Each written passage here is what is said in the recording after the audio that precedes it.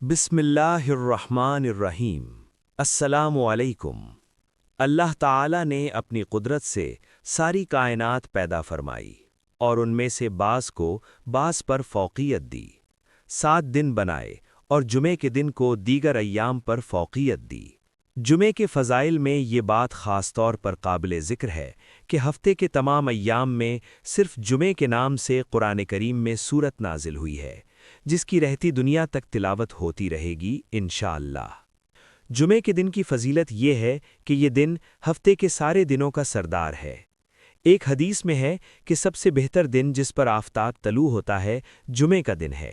اس دن حضرت آدم علیہ السلام کی تخلیق ہوئی، اسی دن ان کو جنت میں داخل کیا گیا، اسی دن ان کو جنت سے نکالا اور دنیا میں بھیجا گیا، اور اسی دن قیامت قائم ہوگی۔ ایک اور حدیث میں ہے کہ اسی دن حضرت آدم علیہ السلام کی توبہ قبول ہوئی، اسی دن ان کی وفات ہوئی۔ بہت سی احادیث میں یہ مضمون ہے کہ جمعے کے دن ایک ایسی گھڑی ہے کہ اس پر بندہ مومن جو دعا کرے وہ قبول ہوتی ہے۔ جمعے کے دن حضرت محمد صلی اللہ علیہ وآلہ وسلم پر کثرت سے درود پڑھنے کا حکم آیا ہے۔ یہ تمام احادیث ترمذی شریف میں ہیں۔ اس کے علاوہ اور بھی بہت سی احادیث میں جمعے کی فضیلت آئی ہے۔ پیارے ناظرین، آج ہم میں سے بہت سارے لوگ پریشان حال ہیں، ہر وقت پریشان رہتے ہیں۔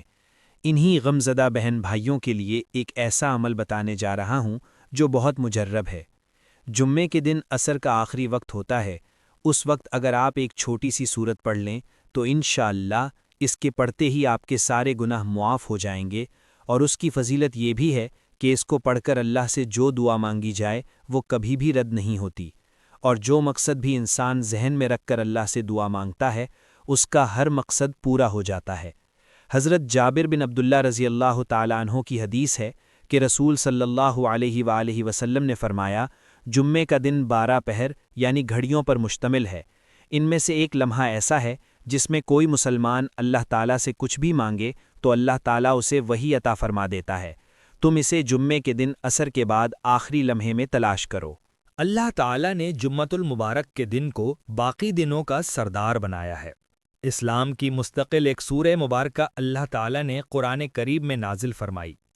جمعہ مبارک کے قرآن و سنت میں بہت فضیلت مذکور ہے، اسی لیے اس دن مسنونی اعمال کا اہتمام کرنا چاہیے تاکہ اللہ تعالیٰ ہمیں جمعۃ المبارک کی تمام فضیلتیں نصیب فرمائے۔ مسنونی اعمال یہ ہیں: نمبر 1، غسل کرنا۔ حضرت عبداللہ بن عمر رضی اللہ تعالی عنہ سے روایت ہے کہ رسول اللہ صلی اللہ علیہ وآلہ وسلم نے فرمایا، جس شخص کو جمعہ کا دن نصیب ہو جائے تو وہ غسل کرے۔ نمبر 2، مسواک کرنا۔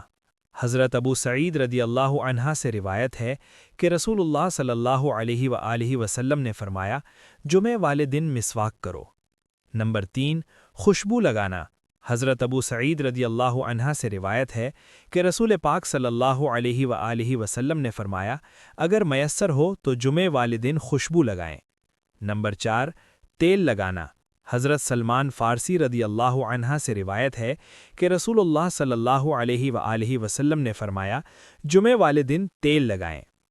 نمبر 5، صاف لباس پہننا۔ حضرت ابو ذر غفاری رضی اللہ تعالیٰ عنہ سے روایت ہے کہ رسول اللہ صلی اللہ علیہ وآلہ وسلم نے فرمایا، جمعے والے دن اچھا لباس پہنیں۔ نمبر 6، جمعے کے دن نماز فجر میں مسنون تلاوت۔ حضرت ابو ہریرہ رضی اللہ تعالیٰ عنہ سے روایت ہے کہ رسول اللہ صلی اللہ علیہ وآلہ وسلم جمعے والے دن نماز فجر کی پہلی رکعت میں سورت الف لام میم تنزیل السجدہ اور دوسری رکعت میں سورت کوثر پڑھو۔ نمبر 7، جمعے کی اذان کے وقت خرید و فروخت اور کاروبار بند کرنا۔ حضرت عبداللہ بن عباس رضی اللہ تعالیٰ عنہ فرماتے ہیں کہ اس وقت یعنی اذان جمعہ کے وقت خرید و فروخت حرام ہو جاتی ہے۔ حضرت عطا رضی اللہ تعالیٰ عنہ فرماتے ہیں کہ اس وقت یعنی اذان جمعے کے وقت تمام کاروبار حرام ہو جاتے ہیں۔ نمبر 8، نماز جمعہ کے لیے پیدل جانا۔ حضرت اوس بن ثقفی رضی اللہ تعالیٰ عنہ کہتے ہیں کہ میں نے نبی کریم صلی اللہ علیہ وآلہ وسلم سے سنا کہ آپ صلی اللہ علیہ وآلہ وسلم فرما رہے تھے، جمعے والے دن پیدل جائیں، سواری پر نہ جائیں۔ اگر کوئی مجبوری ہو تو سواری پر بھی جا سکتے ہیں۔ نمبر 9، مسجد کی طرف جلدی پہنچنا۔ حضرت اوس بن ثقفی رضی اللہ تعالیٰ عنہ کہتے ہیں کہ میں نے نبی کریم صلی اللہ علیہ وآلہ وسلم سے سنا، آپ صلی اللہ علیہ وآلہ وسلم فرما رہے تھے جمعہ والے دن مسجد کی طرف جلدی جاؤ۔ نمبر 10، امام کے قریب بیٹھنا۔ حضرت اوس بن ثقفی رضی اللہ تعالی عنہ فرماتے ہیں کہ میں نے نبی کریم صلی اللہ علیہ وآلہ وسلم سے سنا جب آپ صلی اللہ علیہ وآلہ وسلم فرما رہے تھے جمعہ والے دن مسجد پہنچ کر امام کے قریب ہو کر بیٹھیں۔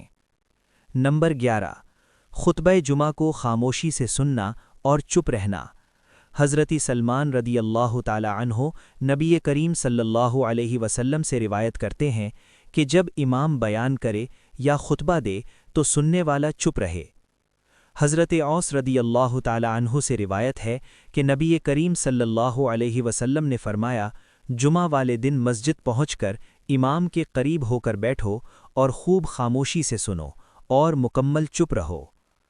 نمبر 12، نماز جمعہ کی مسنون تلاوت۔ حضرت ابن ابی رافعہ رضی اللہ تعالی کہتے ہیں کہ ہمیں حضرت ابو ہریرہ رضی اللہ تعالی عنہ نے جمعہ کی نماز پڑھائی جس کی پہلی رکعت میں سورہ جمعہ اور دوسری رکعت میں سورہ منافقون کی تلاوت کی۔ آپ رضی اللہ تعالی عنہ فرماتے ہیں کہ میں نے خود رسول اللہ صلی اللہ علیہ وسلم کو انہی 2 سورتوں کی نماز جمعہ میں تلاوت کرتے ہوئے سنا۔ نمبر 13، درود پاک کثرت سے پڑھنا۔ حضرت ابو درداء رضی اللہ تعالی عنہ سے روایت ہے کہ رسول اللہ صلی اللہ علیہ وسلم نے فرمایا مجھ پر جمعہ کے دن کثرت کے ساتھ درود بھیجا کرو۔ نمبر 14، نماز جمعہ کے بعد کھانا کھانا اور قیلولہ کرنا۔ صحابہ کرام رضی اللہ تعالی عنہ جمعہ کے بعد دن کے ایک حصے میں تھوڑی دیر کے لیے سویا کرتے اور کھانا کھاتے۔ نمبر 15، سورۃ کہف کی تلاوت کرنا۔ حضرت علی بن ابی طالب رضی اللہ تعالی عنہ سے روایت ہے کہ رسول اللہ صلی اللہ علیہ وسلم نے فرمایا جس شخص نے جمعہ والے دن سورہ کہف کی تلاوت کی تو وہ آئندہ جمعہ تک ہر طرح کی فتنے سے بچ جاتا ہے، یہاں تک کہ اگر دجال بھی نکل آئے تو اس سے بھی محفوظ رہے گا۔ اس طرح جمعہ کے دن کے بارے میں یہ بھی آیا ہے کہ اس دن کثرت کے ساتھ اللہ پاک دعائیں قبول فرماتے ہیں۔ اس دن ہمیں چاہیے کہ کثرت کے ساتھ اللہ تعالیٰ سے دعائیں مانگے۔ فرمان نبی صلی اللہ علیہ وآلہ وسلم ہے، بے شک جمعۃ المبارک کے دن ایک ایسی گھڑی ہے اس وقت کوئی مسلمان بندہ نماز میں کھڑے ہو کر اللہ تعالیٰ سے جو کچھ مانگتا ہے اللہ تعالیٰ اس کو ضرور عطا کرتا ہے۔ پھر آپ صلی اللہ علیہ وآلہ وسلم نے ہاتھ سے اشارہ کرتے ہوئے بتایا وہ گھڑی بہت چھوٹی ہے۔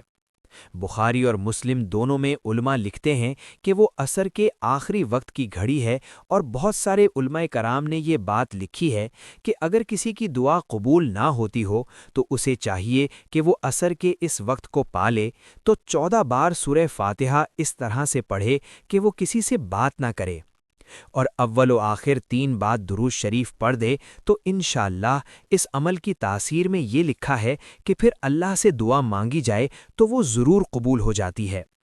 علماء نے یہ بھی کتابوں میں لکھا ہے کہ بہت سارے غمزدہ لوگوں کی کثرت کے ساتھ دعائیں قبول ہوتی دیکھیں، یہاں وہ ہاتھ اٹھاتے اور وہاں دعا قبول ہو جاتی۔ اللہ پاک ہمیں بھی ہر وقت اس سے مانگنے کی توفیق عطا فرمائے اور ہمیں اسلام کے مطابق زندگی گزارنے کی بھی توفیق عطا فرمائے۔ ایک بار درود شریف پڑھ کر کمنٹس میں ڈن لکھ دیجئے۔ اپنا بہت خیال رکھیے گا اور ہمیں دعاؤں میں یاد رکھیے گا۔ شکریہ۔